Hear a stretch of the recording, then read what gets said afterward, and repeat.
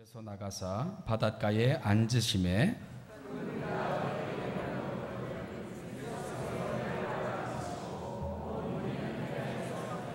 예수께서 비유로 여러 가지를 그들에게 말씀하여 이르시되 씨를 뿌리는 자가 뿌리러 나가서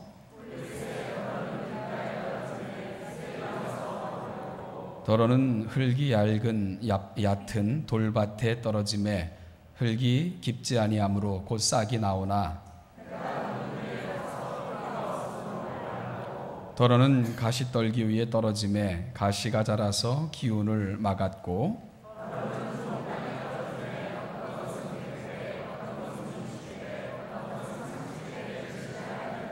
같이 읽죠. 귀 있는 자는 들으라 하시니라. 아멘. 우리가 아주 오랜 시간 산 위에 있었습니다. 그렇죠? 산상수훈이라고 불리우는 그 산 위에서 행하셨던 주님의 말씀을 저와 여러분들이 오랜 시간 동안 나누었기 때문입니다. 그리고 지난주에 이제 우리가 산에서 내려왔죠. 산상수훈 다 끝냈는데요. 하산한 겁니다. 오늘은 여러분들과 함께요, 바닷가로 그렇게 가보려고 합니다. 특히 우리 교회를 열심히 섬기시는 분들 휴가 가기가 쉽지 않죠, 그죠? 우리 청년들 또 우리 교사들 이 휴가까지 반납하시면서 올여름 교회를 위해 쓰신 거 너무너무 감사합니다. 특별히 또 식당 및 여러 가지 모습으로 그 정말 귀한 시간들 쪼개가시면서 땀으로 애씀으로 그렇게 함께 하신 분들 너무너무 감사하고요. 그리고 또 가치를 하나님의 말씀과 교제에 두고 또 휴가를 대신해서 수련회에 참석하셨던 그런 분들 너무너무 감사합니다. 그래서 이런저런 이유로 휴가를 가지 못하신 분들을 제가 바닷가로 좀 모시고 가려고 합니다. 오늘부터 우리가 바닷가에서 진행되는 말씀 축제에 주님이 들려주시는 말씀으로 함께 좀 나아갔으면 좋겠습니다. 그래서 오늘 본문이 이렇게 시작이 되죠. 그날 예수께서 집에서 나가사 바닷가에 앉으시매, 그러면서 바닷가에서 진행하셨던 말씀을 기록하고 있는 것을 보게 되고요. 2절에 보니까 그러자 큰 무리가 예수님께로 모여들었습니다. 예수님께서는 그들에게 말씀을 전하셨지요. 그런데 해변가 그리고 모여드는 그 많은 군중들 말씀 전하기가 쉽지 않으셨겠죠. 그래서 예수님께서는 3절에 보니까 배 위로 2절에 배 위로 올라가 앉으신 것으로 그렇게 설명하고 있는 것을 보게 됩니다. 자, 오늘부터 몇 주간에 걸쳐서 우리가 나누고자 하는 본문은 바로 그 바닷가 배 위에서 들려주시는 우리 주님의 메시지입니다. 우리가 지금까지 나눴던 게 산상수훈이라면 선상수훈이 되지 않을까 이런 생각을 하게 됩니다. 배 위에서 들려주셨던 말씀, 특별히 이 배 위에서는 주님께서 말씀을 비유로 하셨어요. 그래서 마태복음 13장을 우리가 비유장이라 이렇게도 일컫기도 합니다. 그리고 또한 그 모든 비유의 주제가 천국, 즉 하나님의 나라에 대한 것이었기 때문에 하나님의 나라의 비유라고 우리가 또 일컫기도 합니다. 그것이 마태복음 13장에 대한 이야기들입니다. 존 팀머라는 아주 좋은 신학자가 있습니다. 존 팀머라는 신학자는 예수님께서 비유의 형식, 이게 문학의 특별한 장르인데요, 이 비유의 형식으로 펼쳐가신 메시지를 하나님의 세계와 우리의 세계를 서로 이렇게 등식화하고 있다. 그래가지고 이 비유를 특별히 하나님 나라의 방정식이라 이런 말로 표현하기도 했습니다. 즉 예수님께서 일상의 언어로 풀어가신 그 나라의 이야기, 그 나라의 선포, 이런 측면을 존 팀머라는 학자가 그렇게 표현을 해낸 것입니다. 따라서 우리가 마태복음 13장에서 진행되는 이 비유를 잘 이해하면 하나님 나라가 어떤 곳인지, 어떻게 진행될 것인지, 또 어떠한 특징이 있는지에 대한 분명한 이해를 갖지 않을까, 이런 생각을 하게 됩니다. 특별히 산상수훈부터 이 비유까지 계속 여러분들과 함께 말씀을 나누는 것은 우리 주님의 생생한 음성을 우리가 직접 한번 들어보자, 이런 측면도 있는 것을 이해하시기 바랍니다. 자, 오늘부터 우리가 이 이야기를 좀 풀어가고자 합니다. 앞에서 말씀드린 것처럼 마태복음 13장은 흔히 비유를 형식으로 그렇게 주어졌다고 해서 비유장이라고 이렇게 명명되곤 합니다. 총 7개의 비유가 등장을 합니다. 그런데 이 7개의 비유는 한 가지 주제를 가지고 있습니다. 하나님 나라입니다. 그래서 마태복음 13장의 비유를 가리켜 천국 비유, 하나님 나라의 비유라고 일컫는 이유가 바로 그것입니다. 마태복음 13장에 나오는 7가지 비유는 한 가지 주제, 즉 하나님 나라를 주제로 하고 있기 때문입니다. 그중 오늘은 첫 번째 비유인 씨 뿌리는 자에 대해서 우리가 살피게 될 것입니다. 씨 뿌리는 자의 비유, 다음 주까지 함께 살피게 될 텐데요. 오늘 이 비유를 우리가 조심해서 잘 다룰 필요가 있습니다.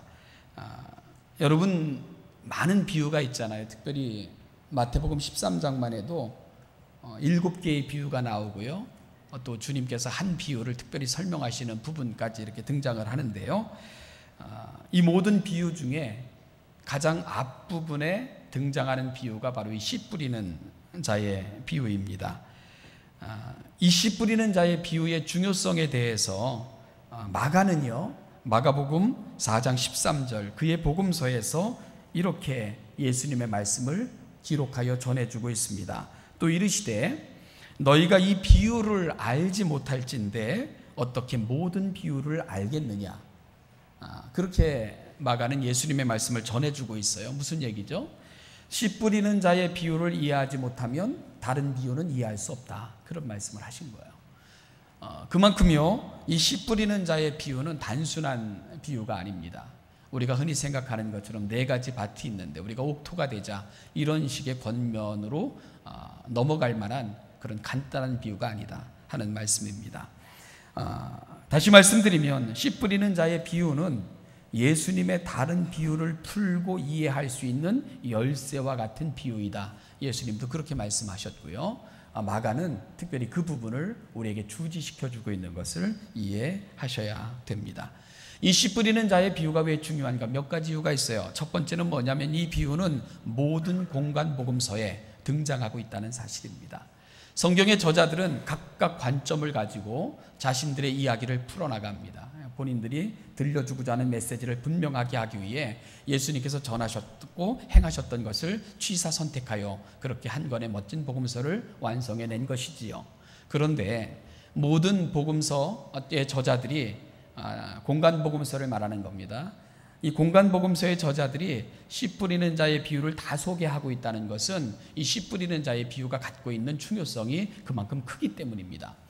그리고 정경으로 인정되지는 못하지만 마가복음서라는 것이 도마복음서라는 것이 있습니다. 이 도마라는 이름을 빌린 누군가가 쓴 그러한 책인데요. 이 도마복음서에도 보면은요, 특별히 이 씨 뿌리는 자의 비유는 그곳에도 들어있는 것을 우리가 확인할 수가 있게 됩니다. 그만큼 씨 뿌리는 자의 비유가 갖고 있는 중요성을 모두가 인식하고 있다는 것을 우리가 알게 되는 거고요. 이 씨 뿌리는 자의 비유가 중요한 두 번째 이유는 이 비유를 소개하는 이 공간복음서의 비유. 공간복음서 뭘 말하죠? 마태복음, 마가복음, 누가복음을 공간복음이라고 하잖아요. 그런데 이 3권의 공간복음서에는 씨 뿌리는 자의 비유가 다 등장을 하는데 모든 비유들보다 항상 가장 앞세워서 이 비유를 소개하고 있다, 그런 얘기예요.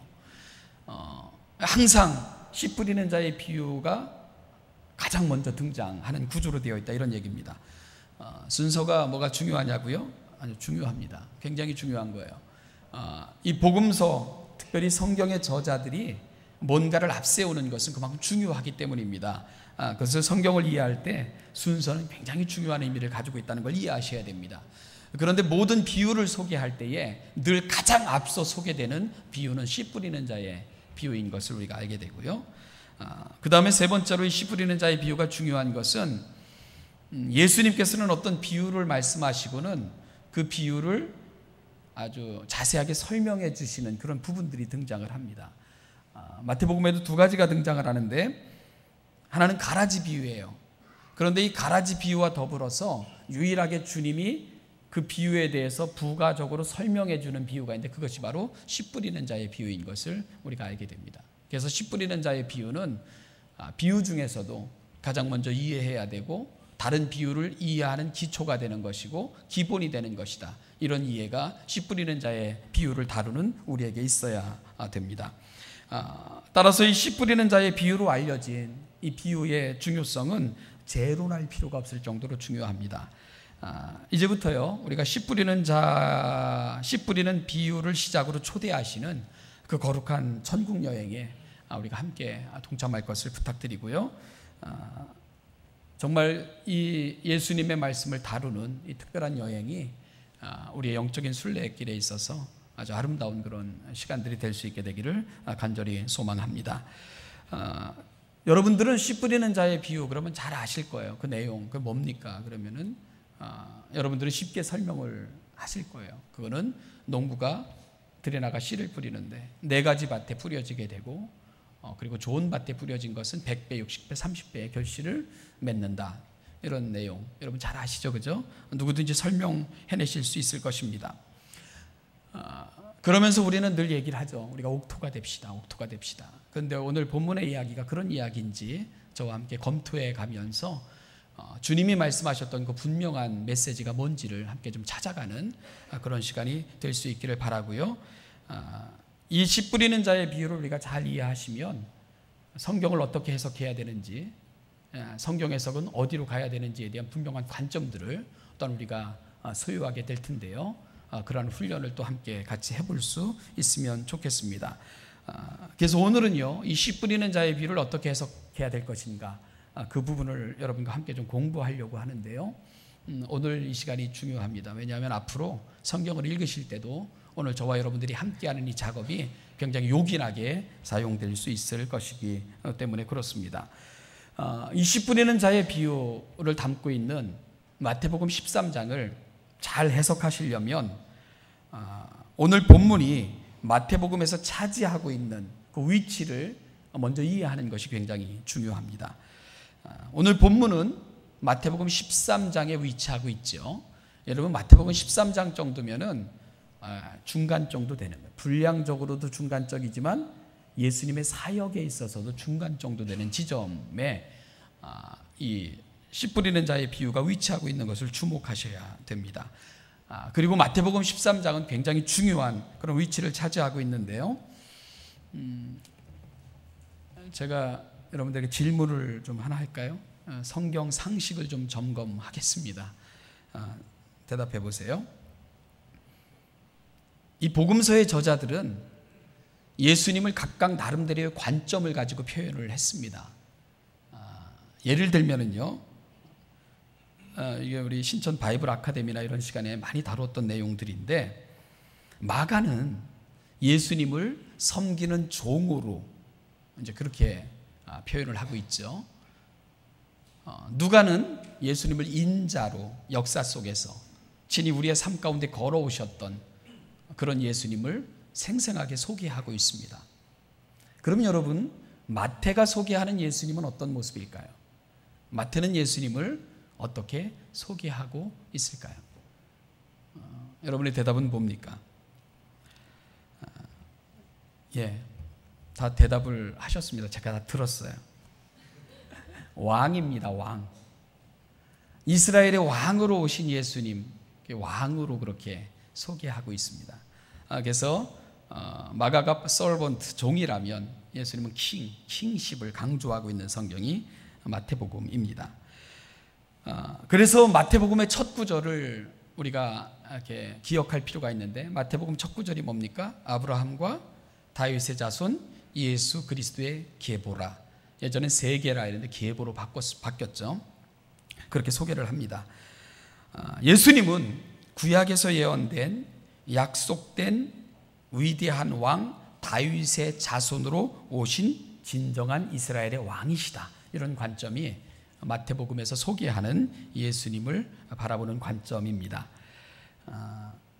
마태는 예수님을 왕으로 그렇게 소개하고 있습니다. 그래서 혈통적으로도 다윗의 자손으로 오셨지만 그분은 혈통을 뛰어넘는 위대한 왕, 진정한 이 세상의 왕이시다. 그걸 보여주고 싶었던 것이지요.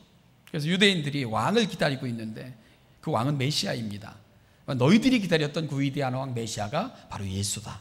이런 관점으로 마태복음을 쓰고 있는 것입니다. 자, 그러면 제가 여러분들의 성경 상식, 이 상식이라 그랬습니다. 한 가지를 더 점검할까 합니다. 여러분, 서당계 3년이면 풍어를 읊고요, 식당계 3년이면 라면을 끓인다는데 교회를 3년 이상 다니신 분들은 다 아셔야 됩니다. 질문할까요? 마태복음의 주제가 뭡니까? 마태복음의 주제가 뭘까요? 제가 아까 말씀드렸던 건데요. 뭐죠? 제가 예전에 좀 이렇게 나이가 지긋하신 어르신들 모인 곳에서 강의를 할 기회가 있었는데 질문을 드렸더니 어르신들이 점잖게 웃으시면서 이러시더라고요. 네가 대답해. 그러시더라고요. 제가 하는 게 좋겠죠, 그죠? 마태복음의 주제는 하나님의 나라입니다. 하나님의 나라. 그래서 영어로 The Kingdom of God인데요. 하나님의 나라. 하나님의 나라의 도래. 그것이 마태복음의 기록 목적입니다. 하나님의 나라를 선포하고 보여주고자 했던 것이 마태복음의 기록 이유다. 그런 이야기입니다. 그럼 여러분, 마태는 하나님의 나라가 도래했다는 것을, 그리고 그 하나님의 나라의 특징, 그리고 그 하나님의 나라의 성격, 이런 걸 보여주고 싶어 합니다. 그럼 마지막 질문입니다. 굉장히 짜증나고 힘든 설교를 듣고 계신가요? 그냥 혼자 떠들면 되지, 왜 자는 사람 귀찮게. 그런 느낌들이 막 전해지는데요. 그래도 중요한 주제니까 한번 질문해 보겠습니다. 그럼 마태가 보여주고 선포하고 싶었던 그 하나님의 나라가 어떻게 왔습니까? 이게 굉장히 중요한 얘기입니다. 그 나라는 어떻게 임했지요? 네, 다 대답을 옳게 하셨습니다. 다 들었습니다, 제가. 그러면 그 나라는 어떻게 도래했는가, 이 주제를 풀기 위해서 우리가 마태복음의 몇 가지 내용을 좀 점검하죠. 3장 2절, 세례 요한의 이야기입니다. 예수님보다 먼저 와서 메시아의 길을 예비했던 세례 요한, 그가 이 땅에 던진 첫 번째 외침 뭐였죠? 마태복음 3장 2장 같이 해보죠. 시작. 회개하라, 천국이 가까이 왔느니라. 그게 그의 메시지의 시작이었고 메시지의 끝이었고 그의 모든 메시지의 중심이었습니다. 천국, 즉 하나님의 나라가 가까이 왔다. 세례 요한이 그걸 선포를 했습니다. 그리고 이 땅에 주님이 오셨어요. 세례 요한이 주님이 오셨을 때에 내가 말했던, 내가 예비했던 그분이 바로 저분이다, 이렇게 얘기를 했습니다. 예수님은 세례 요한에게 세례를 받으시고는 공적인 사역을 시작하셨습니다. 공적으로 사셨던 생애, 그래서 우리가 공생애라 그렇게 부르는 거예요. 몇 년 동안 하셨죠? 약 한 3년 정도 공생애의 삶을 사셨죠. 공생애를 시작하신 주님의 첫 사역, 그 사역의 첫 음성 뭐였죠? 4장 17절 찾아보시죠. 마태복음 4장 17절 같이 한번 읽어볼까요? 시작. 이때부터 예수께서 비로소 전파하여 이르시되 회개하라, 천국이 가까이 왔느니라 하시더라. 누구의 메시지와 같습니까? 세례 요한의 메시지와 똑같은 것을 알게 됩니다. 그러니까 세례 요한은 그걸 위해 메시아가 오실 거고 예수님은 그걸 위해 내가 왔다, 이렇게 선언하고 계신 것이죠. 그리고 나서 이 메시지를 선포하신 예수님께서는 제자들을 부르시고 온 갈릴리에 두루 다니면서 전파하시고 가르치시고 약한 것과 병든 자들을 고치시는 이러한 공적인 사역을 본격적으로 시작하시는 장면들을 우리가 확인할 수가 있게 됩니다. 자, 여러분, 예수님의 메시지, 세례 요한의 메시지, 예수님의 메시지와 예수님의 사역 사이에는 어떤 연관이 있는 겁니까? 하나님의 나라는 어떻게 도래한 것입니까? 그렇습니다. 바로 예수님이 이 땅에 오심이 하나님의 나라의 도래 사건이다. 하나님의 나라가 궁극적으로 눈에 보이는 현현된 모습으로 나타났던 가장 중요한 사건이 있다면 그것은 바로 예수님이 이 땅에 오신 사건입니다. 마태는 예수님이 이 땅에 오셨을 때 선언합니다. 왕이 오셨다. 왕이 오셨다. 우리가 기다렸던, 약속됐던 그 왕이 이 땅에 오셨다. 그래서 아브라함과 다윗의 자손 예수 그리스도의 계보라, 왕이 오셨다. 이렇게 선언하고 있는 것이지요. 여러분, 왕이 이 땅에 오셨어요.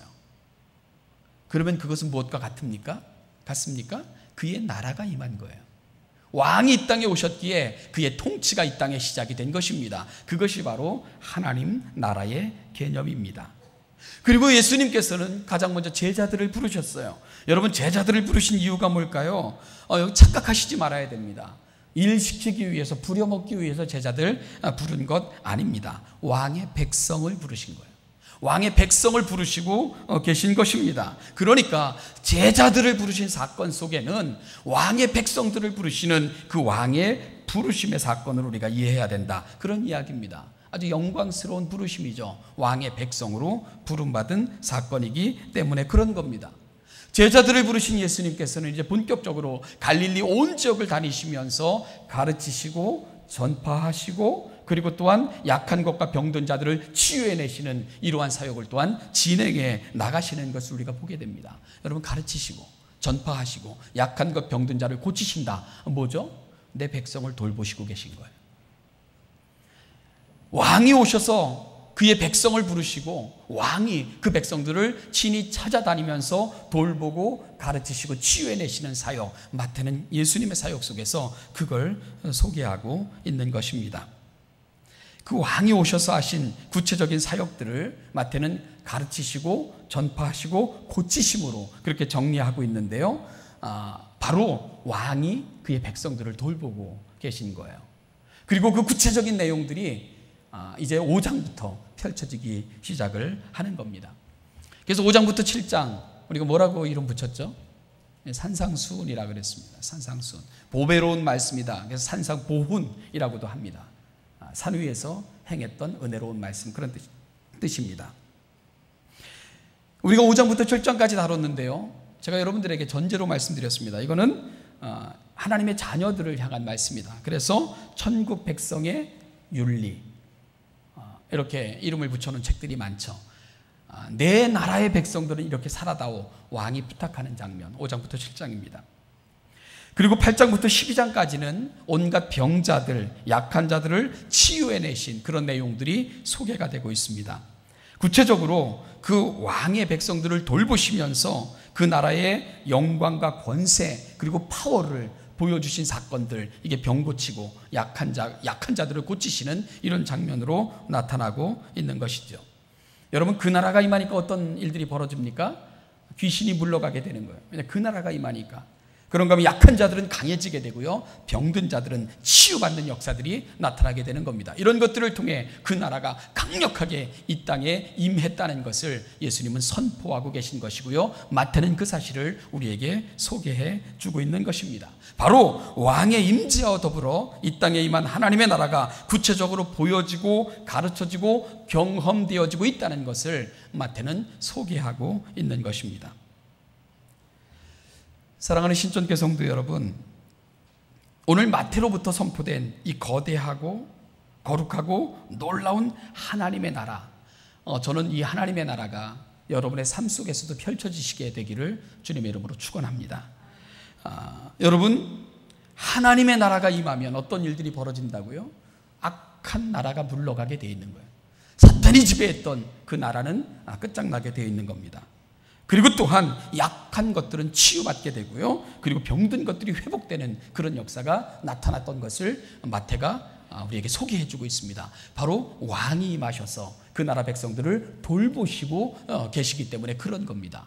사랑하는 여러분, 오늘 이 아침 여러분들의 삶 속에서도 이 나라가 회복되시기를 축원합니다. 하나님의 나라가 여러분들의 삶 속에 구체적으로 임하기를 간절히 소망합니다. 사모하시며 그 나라를 여러분들의 삶 속에 초대하시는 이 아침이 되시기를 바랍니다. 왕을 영접하십시오. 그 왕으로 하여금 여러분들의 삶을 통치하게 하십시오. 그러면 여러분, 악한 것, 잘못된 것, 그에 속해 있었던 우리의 삶이 바뀌기 시작을 합니다. 왜냐하면 그 나라가 임하기 때문입니다. 우리 약한 것들이 치유되고요, 회복되는 역사들이 여러분의 삶 속에서도 나타나게 될 줄로 믿습니다. 그 나라는 왕이 통치하는 나라, 왕이 그 백성들을 돌보시는 나라, 바로 그 나라가 하나님의 나라이고, 하나님의 나라에 여러분들이 속해 있다면 그 왕은 여러분들을 그렇게 다루어 나가실 것을 믿기 때문입니다. 여러분, 이 은혜를 경험하세요. 왕을 초대하세요. 왕을 영접하십시오. 여러분들의 삶에 왕을 모시는 이 복된 아침이 될 수 있게 되기를 간절히 소망합니다. 왕이 우리의 삶 속에 좌정하시도록 그렇게 하셔야 됩니다. 바로 예수 그리스도, 그분을 오늘 우리 삶의 주인, 왕의 자리로 돌아오도록 초청하시는 이 거룩한 아침이 될 수 있기를 바랍니다. 그러므로 여러분들의 삶 가운데 찾아가셔서 여러분들을 돌보시고, 여러분들을 회복하시고, 여러분들을 치유하시고, 약한 것들을 고쳐내시는 그 왕의 역사가 여러분들의 삶 속에서도 일상으로 경험되어지기를 주님의 이름으로 축복합니다. 이 영광 누리시고 이 은혜 경험하시고 살아가시기를 축원합니다. 자, 여기까지가요, 마태복음 13장의 비유들을 우리가 바르게 다룰 그런 준비를 갖추게 된 거죠. 여기까지가 바로 그 준비 작업을 여러분과 제가 한 겁니다. 바로 이러한 토대 위에서 마태복음 13장 비유장을 읽어 나가셔야 됩니다. 자, 여러분, 그러면은 이 마태복음 13장에 나오는 비유들은 어떤 이야기들일 거야, 이런 생각이 드십니까? 예, 맞아요. 하나님의 나라에 대한 말씀들이에요. 마태는 처음부터 끝까지 이 얘기를 하고 있는 거니까 놓치면 안 됩니다. 바로 하나님의 나라에 관해 풀어내신 우리 주님의 비유다, 이렇게 가야 되는 겁니다. 그리고 이 비유들은 하나님의 나라에 대한 매우 중요한 정리와 전망을 제공해 주고 있습니다.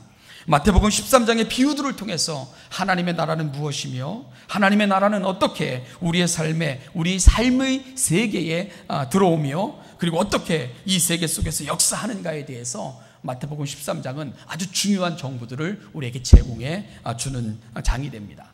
하나님의 나라를 우리가 깨닫고 배우는 데 있어서 마태복음 13장의 역할은 매우 중요하다는 것을 우리가 알 수가 있게 되는 겁니다. 그리고 그렇게 중요한 그 비유의 문을 여는 비유가 바로 씨 뿌리는 자의 비유가 되는 것입니다. 이 비유는 천국이 이 땅에 임할 수 있는 이유, 그리고 그 나라가 어떻게 진행될 것인가를 보여주는 비유 중의 비유, 그것이 바로 씨 뿌리는 자의 비유인 것을 이해하시고 이 부분을 대하셔야 된다, 이런 제안입니다. 조금 전에 소개했던 그 존 팀머라는 학자, 다시 한번 그의 말을 빌리면은요,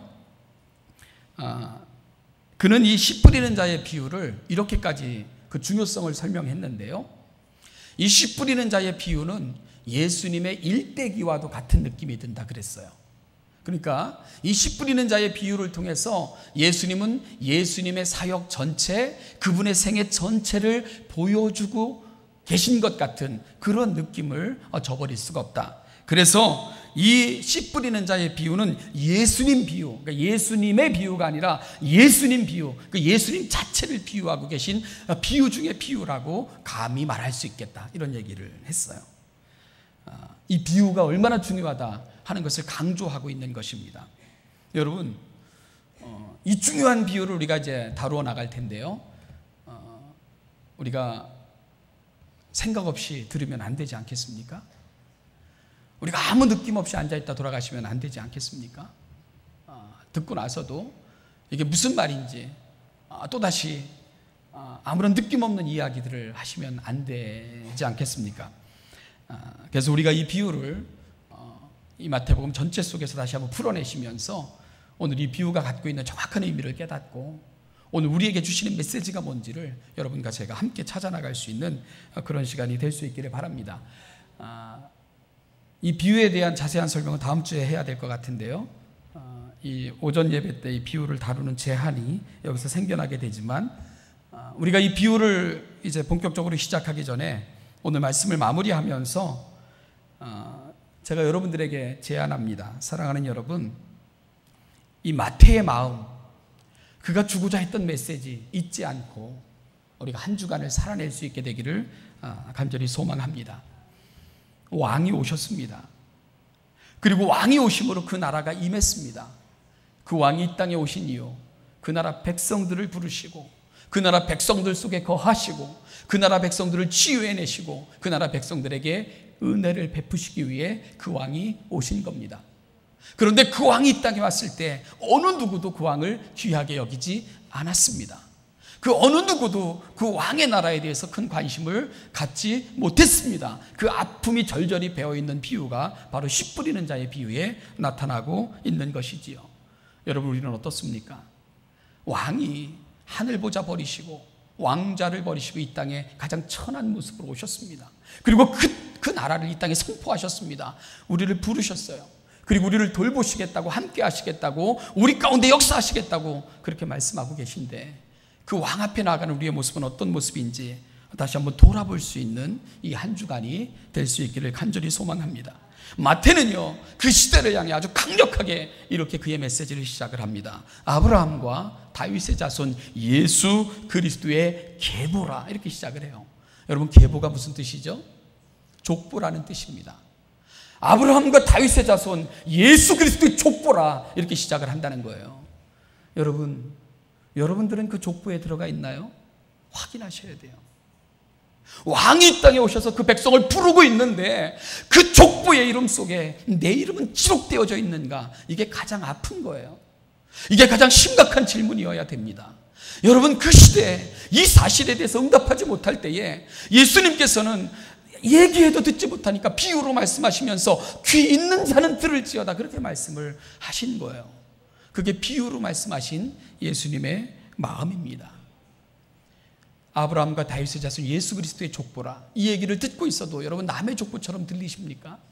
나와는 아무 상관없는 그 누군가의 족보처럼 그렇게 들리십니까? 마태의 아픔이 바로 거기에 있었던 거예요. 남의 이야기 듣는 듯, 그리고 그 왕을 영접하지 않고 결국 그 족보 속으로 들어가지 않는 사람들, 그 아픔이 마태복음 곳곳에 배어 나오고 있는 것이지요. 왕의 자녀로 그 족보 속에 여러분들의 이름이 기록되기를 축원합니다. 왕의 자녀로 사시기를 축원합니다. 왕의 백성 다음으로 한 주간을 살아내시기를 소망합니다. 떠내려가지 마시고, 의식 없이 살지 마시고, 생각 없이 살지 말고, 정말 그 나라의 백성됨의 고결함, 그 나라의 백성됨의 참 가치, 그 나라의 백성됨의 아름다움, 우리가 쏟아야 될 마음들, 간직해야 될 마음들, 누군가를 대해야 될 고결함 잊지 말고 왕의 백성으로 승리하며 살아가시는 이 복된 한 주간 되시기를 주님의 이름으로 축복합니다. 기도하겠습니다. 하나님 아버지, 내가 누구이고 어디서 무엇을 하고 살아야 되는지, 어떻게 살아야 되는지 사탄 마귀는 끊임없이 우리를 혼란스럽게 만들고 우리의 귀로부터 말씀을 빼앗고 우리의 마음엔 불평과 원망이 일게 하고, 그러므로 하나님의 나라를 날마다 잊게 만드는 그러한 시도를 하고 있는데, 우리의 모습이 그렇게 가고 있지는 않는가 돌아보면서 왕을 영접하고 그 왕과 함께 왕이 원하시는 그 백성다움을 회복하기를 갈망하는 마음으로 이 한 주간 시작하게 하여 주시기를 간절히 바라옵고 소망합니다. 왕이 오셨는데, 왕이 우리를 초대하시는데, 왕이 우리와 동행하시기를 원하시는데, 우리의 고백, 우리 삶의 모양, 우리의 발걸음은 어디로 가 있는지 다시 한번 점검하며 왕과 함께 시작하고 왕과 함께 거닐고 왕의 백성 다음으로 살아내는 이 복된 한 주간이 되게 하여 주시옵소서. 우리 예수님 거룩하신 이름으로 감사하며 기도하옵나이다. 만왕의 왕이시며 만주의 주가 되어주신 우리 주 예수 그리스도의 은혜와 그 아들을 이 땅에 보내시면서까지 우리를 향한 구속을 완성하신 아버지 하나님의 은총과 오늘도 그 은혜가 우리의 은혜 되게 하시고자 우리 가운데 서셔서 우리의 마음 문을 두드리시고 우리 마음 가운데 찾아오시고 인치시면서까지 도우시는 성령님의 은혜가 오늘 이 시대 왕의 백성으로, 왕의 자녀로, 왕의 자녀다움으로 살기를 소망하며 이 자리에 있는 사랑하는 신천교회 모든 성도들, 그리고 또한 그들이 속해 있는 가정과 그들이 속해 있는 직장과 사회, 그리고 또한 그들이 꿈꾸는 미래, 그들의 가정 위에 이제부터 영원까지, 그 영원까지 이 은혜와 원총이 함께 하시기를 축원하옵나이다. 아멘.